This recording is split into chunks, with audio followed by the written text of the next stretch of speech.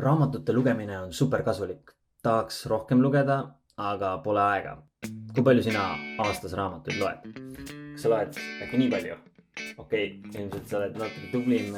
Võib-olla loed umbes nii nagu mina lugesin varem 10 raamatut aastas, mis on päris normaalne.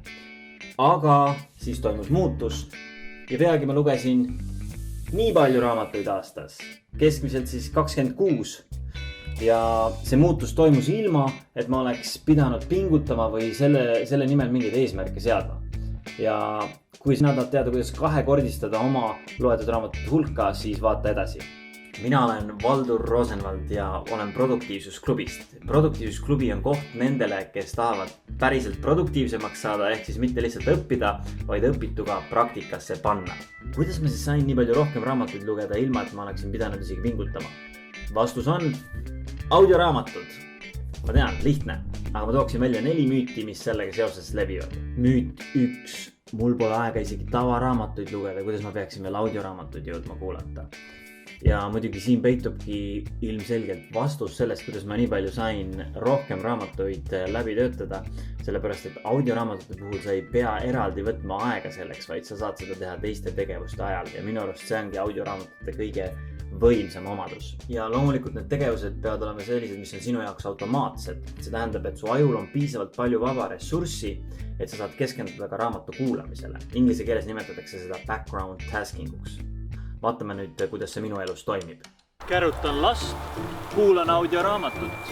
Koristan kööki, kuulan audioraamatut. Käin jooksmas, kuulan audioraamatut. Sõidan rattaga, kuulan audioraamatut. Sõidan autoga, kuulan audioraamatut. Sõidan muru, kuulan audioraamatut. Ja nii lihtne see ongi. Ja mis on veel eriti mõnus boonus on see, et muidu sellised tüütud tegevused võivad osutuda ülipõnevaks, kui sa saad samal ajal audioraamatut kuulata. Näiteks ma mööda minnes pesin meie terve korteri aknad ära ja naine oli väga õnnelik selle üle. Müüt number 2. Ma ei suuda audioraamatu puhul nii hästi sisule keskenduda. Nii palju läheb kaduma.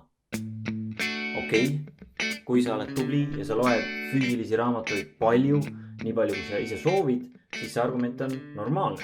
Mulle tundub, et paljud toovad selle põhjuseks, miks mitte kuulata, aga reaalsuses nad neid füüsilisi raamatuid ei loe. Need lihtsalt seisavad riiulil ja koguvad tolmu. Nii et kui sul on valida, kas sa kuulad audioraamatu või sa ei kuula üldse, siis ilmselgelt on see esimene variant parem, isegi kui see natuke väiksema keskendumisega. Mina 2/3 kuulan audiona ja 1/3 loen paberi peal. Müüt number 3. Audioraamatud on liiga kallid. Audioraamatud on liiga kallid. Kui sa guugeldad, sa leiad erinevaid saite, kus on 10 000 tasuta audioraamatuid. Näiteks minu naine saab iga kuu ühe tasuta kristliku raamatu saidilt nimega Christian Audio. Samas minu lemmik on Audible'i platvorm, mis on Amazoni firma ja ühtlasi maailma kõige suurem audioraamatute platvorm. Ja ma maksan neile rõõmuga 15 €, mille eest ma saan siis valida ühe raamatu kuus. Arvestades, kui palju häid raamatuid ma saan tänu sellele rohkem läbi töötada, siis see on iga kell väärt investeering enda haridusse. Ja ma usun, et sinu jaoks samuti. Lisaks sa saad Audible'is raamatut tagasi anda, kui sulle millegipärast see ei meeldinud või ei sobinud ja sa saad valida uue.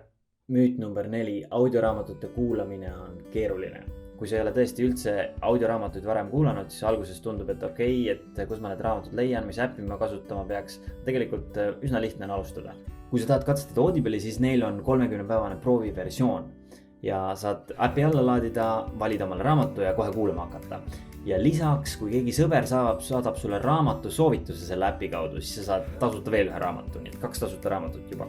Lisaks on selles äpis päris palju mõnusaid funktsioone. Näiteks ma kuulan praegu väga põnevat uneteemalist raamatut Matthew Walker Why We Sleep. Ja kui seal on mingi koht, mille kohta ma tahaks siis rohkem märkmeid teha või tagasi tulla, siis ma saan siin vajutada klipp ja siis siia kirjutada enda mõtteid ja pärast ma leian selle koha ilusti üles.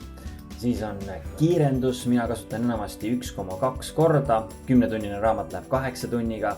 Võid ka suuremat kiirendust kasutada, aga mulle väga meeldib, kui seda võetakse ülikiiresti ette lugema, nii et natuke imelik on jälgida ja väga kiire on kõik. Ja muidugi juhtmevabad kõrvaklapid teevad asja veel lihtsamaks ja mugavamaks. Mina kasutan Apple AirPodse ja ei pea muretsema, et juhtmed kuhugi kinni jäävad. 2 koputust paremale klapile ja rännak raamatute põnevasse maailma algab. Ma loodan, et sa said ka julgustust viia enda raamatute lugemine audioraamatute abil pingevabalt 2-kordsele tasemele. aga praegu ma lähen kuulan ühte audioraamatut.